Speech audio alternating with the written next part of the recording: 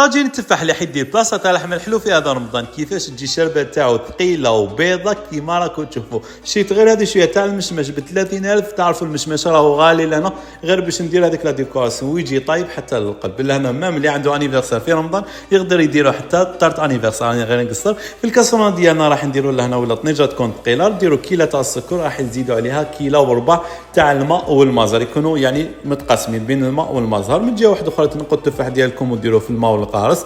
بعد ما تشوفوا غلا معكم هذيك الكميه تاعكم تاع السكر والمازر، ديروا لها مغرفه كبيره تاع السمن، مغرفه كبيره تاع الزبده، زيد لها نجمه الرضوع تاع القرفه تاع المحببه تاع التفاحيه الاولى، شويه تاع المشمش، شويه تاع الزبيب اختياري لهنا في الوصفه. كما تقدروا تنحوا هذاك المشمش. كي تشوفوا بدات لاصه ديالكم بدات تعقد وهذاك حبيبه تاع التفاح تخلى طياب، رايحين ترموا البروج ديالكم تاع التفاح لهنا. كي يطيبوا رايحين تنحيهم، وبيان سور التزيين يعود لكم لهنا. راح نشكلوا هذيك الورده تاع المشمش. كيف راح نشكلوها؟ جيبوا حبيبه تاع المشمش تفتحوها على زوج، زيدوا حبيبه واحده اخرى تفتحوها على زوج، ديروا حبيبه تاع السوريز لهنا. وهكا الشكل تاعكم تاع الورده راه واجد باش تحطوه في الطبسي ديالكم. وشهيه طيبه نتلاقاو في وصفه جديده ان شاء الله عجبتكم. ما تنساوش خلوا لي كومونتير وابوني. تهلاو ليكيب.